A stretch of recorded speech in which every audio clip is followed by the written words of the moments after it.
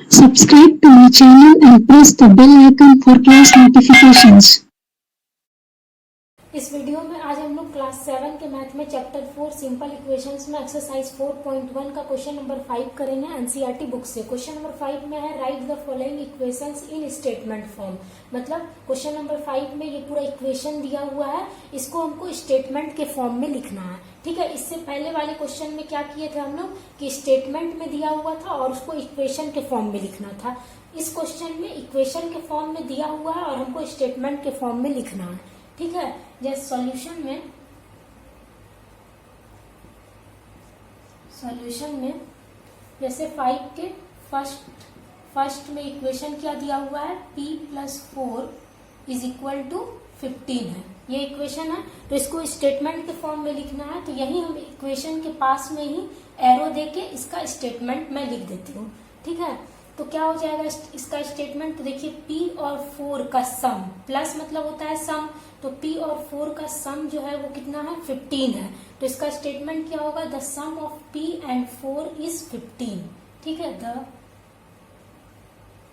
The sum of p and 4 is 15। ठीक है, the sum of p and 4 is 15, यानी p और 4 का सम क्या है, 15 है। इसका स्टेटमेंट यही होगा। फिर दूसरा में दिया है, सेकंड में दिया है इक्वेशन m-7 = 3। m-7 = 3, इसका स्टेटमेंट क्या होगा। तो देखिए 7 को हम लोग सब्ट्रैक्ट कर रहे हैं किससे, m से। पहले m लिखा हुआ है, यानी 7 को सब्ट्रैक्ट कर रहे हैं m से, तो वो कितना के इक्वल है, 3 के इक्वल है। ठीक है, तो यहां लिखेंगे सब्ट्रैक्टेड 7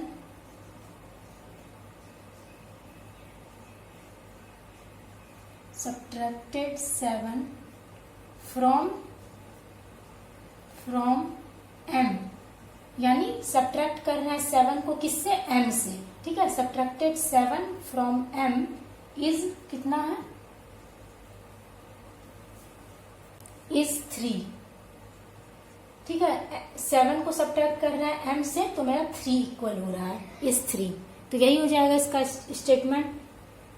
अब देखिए थर्ड में है इक्वेशन, थर्ड में इक्वेशन दिया हुआ है 2m = 7। ये इक्वेशन है 2m = 7। तो इसका स्टेटमेंट क्या होगा। तो देखिए 2 टाइम्स ऑफ m है, 2 × m है, यानी कि 2 टाइम्स ऑफ m इज क्या है, 7।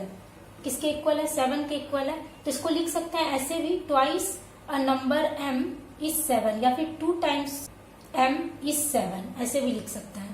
ठीक है, इसको लिखेंगे 2 टाइम्स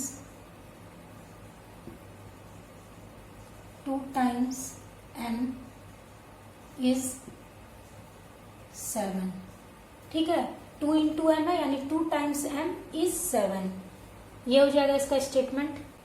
अब देखिए फोर्थ में है इक्वेशन, फोर्थ में इक्वेशन है m/5 = 3। ये इक्वेशन दिया हुआ है, इसका स्टेटमेंट क्या होगा।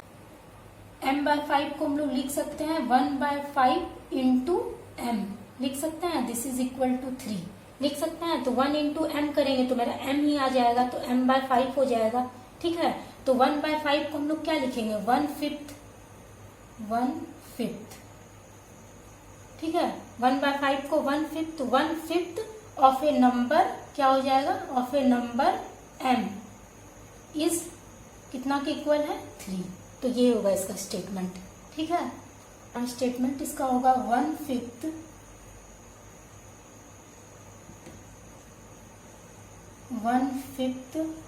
ऑफ ए नंबर का शॉर्ट फॉर्म लिख देते हैं NO। ठीक है, 1/5 of a number m is 3। यही हो जाएगा स्टेटमेंट इसका। अब देखिए फिफ्थ में इक्वेशन दिया हुआ है, फिफ्थ में इक्वेशन क्या है, 3/5m, यानी 3m/5 इज इक्वल टू 6, ये दिया हुआ है। अब देखिए 3m/5 को हम लोग लिख सकते हैं 3/5 × m, लिख सकते हैं। तो 3 को m से मल्टीप्लाई करेंगे तो 3m हो जाएगा / 5, तो यही आ गया। ठीक है, तो 3/5 यानी 3/5। 3/5 का क्या मतलब है? 3/5। तो 3/5 of a number m is क्या हो जाएगा? 6। ठीक है, स्टेटमेंट यहां लिखेंगे 3/5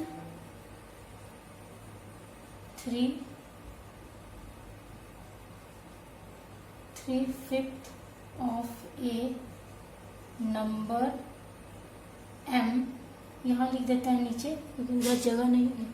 3/5 of a number m is कितना है? 6 के इक्वल है। तो यही हो जाएगा इसका statement, 3/5 of a number m is 6। ठीक है, अब 6 में है equation 3p + 4 is equal to 25।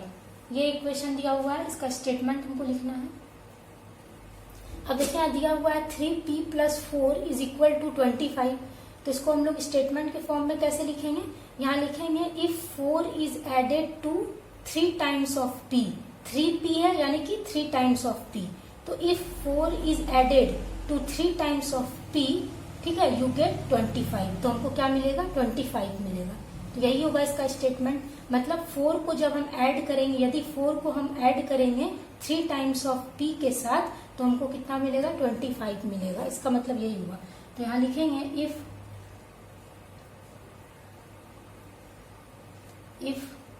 4 is added, if 4 is added to 3 times, if 4 is added to 3 times of p, you get, तो क्या मिलेगा आपको? You get 25। यही होगा इसका statement. If 4 is added to 3 times of p, you get 25। यानी यदि 4 को ऐड करेंगे 3 टाइम्स ऑफ p के साथ, तो आपको क्या मिलेगा? 25 मिलेगा। ठीक है, अब देखिए 7 में है 4p - 2 इज इक्वल टू 18, ये दिया हुआ है। ठीक है, 4p - 2 इज इक्वल टू 18, ये है मेरा इक्वेशन। इसको हमको स्टेटमेंट के फॉर्म में लिखना है। तो कैसे लिखें? हम लोग यहाँ 2 को सब्ट्रैक्ट कर रहे हैं 4 टाइम ऑफ p से। ठीक है, 4p का मतलब क्या हो गया? 4 टाइम्स ऑफ p। तो 2 को सब्ट्रैक्ट कर रहे हैं 4 टाइम्स ऑफ p से, तो हमको क्या मिल रहा है? 18 मिल रहा है। तो इसको स्टेटमेंट के फॉर्म में कैसे लिखेंगे कि if 2 is subtracted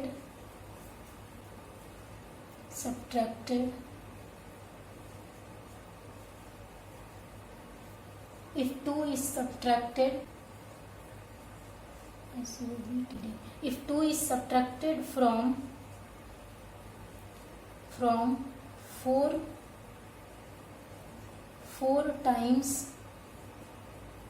times of p, ठीक है, if 2 is subtracted from 4 times of p, तो गेट क्या मिलेगा हमको?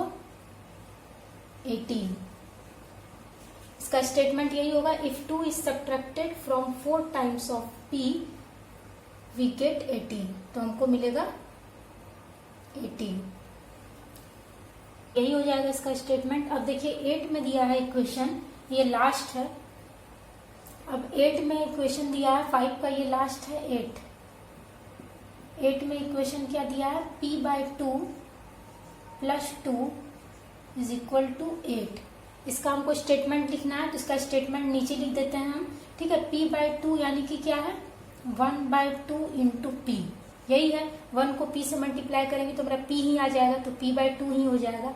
तो 1/2 यानी कि क्या हो जाएगा? Half of a number p if 2 is added to half of a number p, 1/2 यानी हाफ। ठीक है, तो if 2 is added to half of a number p, we get 8। तो हमको क्या मिलेगा? 8 मिलेगा। ठीक है, इसका स्टेटमेंट यही होगा। इसको हम लोग स्टेटमेंट को नीचे लिख देते हैं। यदि 2 is added, 2 को हम लोग ऐड करेंगे। if 2 is added, if 2 is added to half of a number, to half, 1/2 का मतलब हाफ होता है, to half of a number p, we get, तो हम लोगों को क्या मिलेगा 8। ठीक है, if 2 is added to half of a number p we get 8, यानी 2 को जब हम ऐड करेंगे 1/2 यानी कि half of a number p के साथ तो हमको मिलेगा 8। तो इसका स्टेटमेंट यही हो गया। तो इस तरह से हम लोग स्टेटमेंट को बनाएंगे।